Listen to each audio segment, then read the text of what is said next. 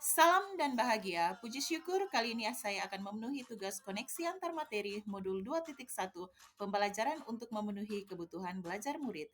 Bersama saya Rini Lumi, calon guru penggerak angkatan 10 di SMP Negeri Lamatuelu, Kabupaten Flores Timur, Provinsi Nusa Tenggara Timur. Kutipan hari ini, semua pengetahuan terhubung ke semua pengetahuan lainnya. Yang menyenangkan adalah membuat koneksinya. Arthur Afterhead.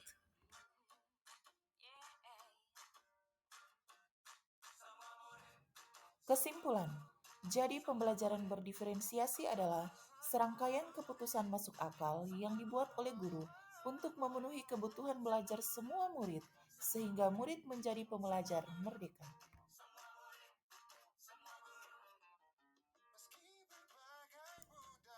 Hal ini dapat dilakukan di kelas dengan 5 keputusan masuk akal, common sense. Pertama, tujuan pembelajaran yang didefinisikan dengan jelas. Kedua, bagaimana guru menanggapi atau merespon kebutuhan belajar murid.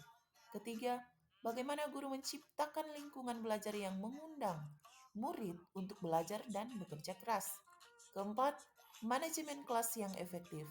Dan kelima, penilaian berkelanjutan. 1. Tujuan pembelajaran yang didefinisikan secara jelas. Apa saja yang diperlukan dalam menetapkan tujuan pembelajaran yang terdefinisi secara jelas? Yaitu isi, terkait dengan kurikulum, capaian pembelajaran, tujuan pembelajaran, indikator, dan asesmen. 2. Bagaimana guru menanggapi atau merespon kebutuhan belajar murid? Jadi, sebenarnya pembelajaran berdiferensiasi adalah sebuah paradigma atau cara berpikir. Pembelajaran berdiferensiasi adalah pembelajaran untuk memenuhi kebutuhan murid. Pembelajaran berdiferensiasi bertujuan untuk mendukung semua murid di kelas kita. Untuk itu, pentingnya mengidentifikasi kebutuhan belajar murid.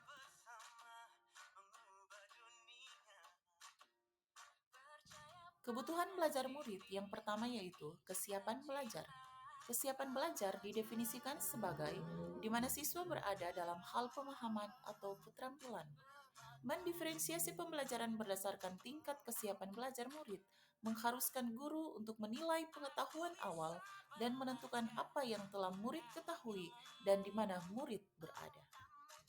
The equalizer bersifat mendasar, bersifat transformatif, konkret, abstrak, sederhana, kompleks, terstruktur, terbuka, tergantung, atau butuh bantuan, mandiri, lambat, cepat, membantu melihat kesiapan murid terkait tujuan pembelajaran yang akan dicapai. Kebutuhan belajar murid yang kedua yaitu minat. Fokus pada minat. Area minat atau kegemaran, seperti seni, literatur, teknologi, atletik, ilmu sains, matematika, sejarah, ilmu sosial, jurnalistik, politik atau pemerintahan, bisnis, musik, teater, jalan-jalan, olahraga, dan kerajinan atau karya. Mode ekspresi, yaitu lisan, tertulis, rancang, artistik, abstrak. Murid memiliki minat yang berbeda-beda. Minat murid masih bisa berkembang. Minat dipertimbangkan untuk meningkatkan keterlibatan murid dalam pembelajaran. Kebutuhan belajar murid yang ketiga yaitu profil belajar murid. 1. Lingkungan terkait dengan suhu, tingkat aktivitas, tingkat kebisingan, dan jumlah cahaya. 2. Budaya terkait dengan santai terstruktur, pendiam ekspresif, personal, impersonal. 3. Gaya belajar terkait dengan visual, auditory, kinestetik. 4. Multiple intelligence terkait dengan kecerdasan majemuk. Keputusan masuk akal yang ketiga yaitu bagaimana guru menciptakan lingkungan belajar yang mengundang murid untuk belajar dan bekerja keras. Tentunya dengan strategi pembelajaran berdiferensiasi, yaitu diferensiasi konten, proses, produk. Guru dapat melakukan salah satu atau kombinasi di antara ketiganya. Diferensiasi konten adalah apa yang kita ajarkan ke murid, apa yang kita ingin murid pelajari. Biasanya didasarkan pada standar kurikulum. Mendiferensiasi bagaimana murid mengakses apa yang kita ingin mereka pelajari. Menyesuaikan cara murid mengakses konten sesuai kebutuhan belajarnya, bukan berarti mengubah atau menurunkan standar kurikulumnya. Contoh, menyiapkan materi ajar dalam berbagai format, buku, video, audio, poster, dan lain sebagainya. Memberikan teks bacaan dengan beragam tingkat kesulitan. Menyajikan materi dengan memecahnya menjadi bagian-bagian kecil agar lebih mudah dipahami oleh murid yang masih kesulitan. Membuat kosakata kunci dan definisinya jika diperlukan dengan bahasa ibu murid dan lain sebagainya. Diferensiasi proses. Kegiatan yang memungkinkan murid memahami atau memaknai konten. Murid memaknai materi lewat berbagai cara atau moda dalam berbagai tingkat kesulitan, waktu, dan tingkat dukungan. Contoh, murid berkesempatan memilih apakah ingin bekerja terkait materi secara individu atau berkelompok. Pengelompokan yang fleksibel. Murid memilih berdasarkan minat. Kegiatan pilihan memilih kegiatan di antara serangkaian kegiatan yang telah disiapkan, semua kegiatan itu untuk membantu murid memahami konsep yang diajarkan. Menyediakan tingkat pendampingan atau dukungan berbeda bagi murid. Contoh, murid yang sangat mampu dapat bekerja dengan pertanyaan pemandu. Murid yang cukup mampu diberikan contoh, bekerja mandiri atau praktik, lalu review. Murid yang masih perlu didampingi akan intensif bekerja bersama guru. Membuat kelompok belajar tambahan, mengajarkan kembali konten dengan cara baru atau lebih terbimbing bagi mereka yang kesulitan atau sebaliknya bagi mereka yang perlu pengayaan. Diferensiasi produk, bukti yang menunjukkan apa yang murid telah pahami. Membedakan produk sebagai hasil belajar murid, hasil latihan, penerapan, dan pengembangan apa yang telah dipelajari. Biasanya paling mudah dilakukan harus tetap mengacu pada tujuan pembelajaran yang diharapkan. Contoh, memberikan murid pilihan moda untuk menunjukkan pemahaman lewat tulisan, lewat diagram, demonstrasi, lewat gambar, dan lain sebagainya. Cara, murid yang memerlukan bimbingan menjawab pertanyaan mengenai konten inti materi. Murid yang cukup mahir membuat presentasi yang menjelaskan penyelesaian masalah sederhana. Ketiga, murid yang sangat mahir membuat sebuah inovasi atau menelaah permasalahan yang lebih kompleks. Manajemen kelas yang efektif. Bagaimana guru menciptakan prosedur, rutinitas, metode yang memungkinkan adanya fleksibilitas, namun juga struktur yang jelas, sehingga walaupun murid melakukan kegiatan yang mungkin berbeda-beda, namun kelas tetap dapat berjalan secara efektif. Keputusan masuk akal yang kelima yaitu penilaian yang berkelanjutan.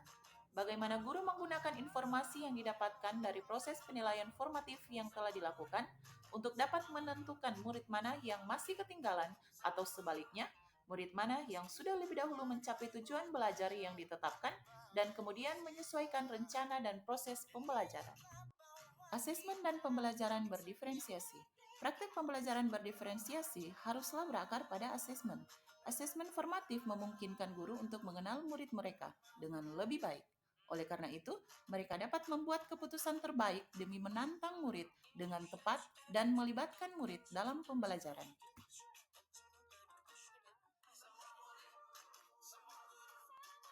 Pembelajaran berdiferensiasi dapat memenuhi kebutuhan belajar murid dan membantu mencapai hasil belajar yang optimal dengan 1.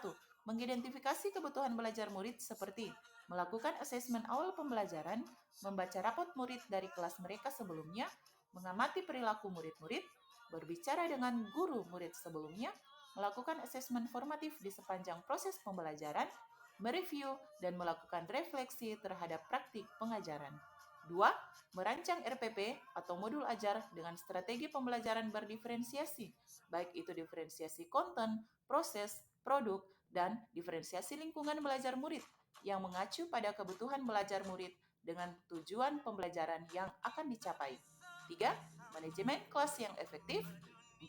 Penilaian berkelanjutan.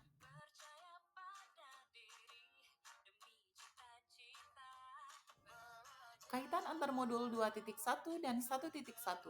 Untuk dapat melakukan pembelajaran berdiferensiasi, guru harus berusaha memenuhi kebutuhan belajar murid sesuai dengan kodrat alam dan kodrat zaman, serta pendidikan yang berpihak pada murid berdasarkan filosofi pendidikan Ki Hajar Dewantara.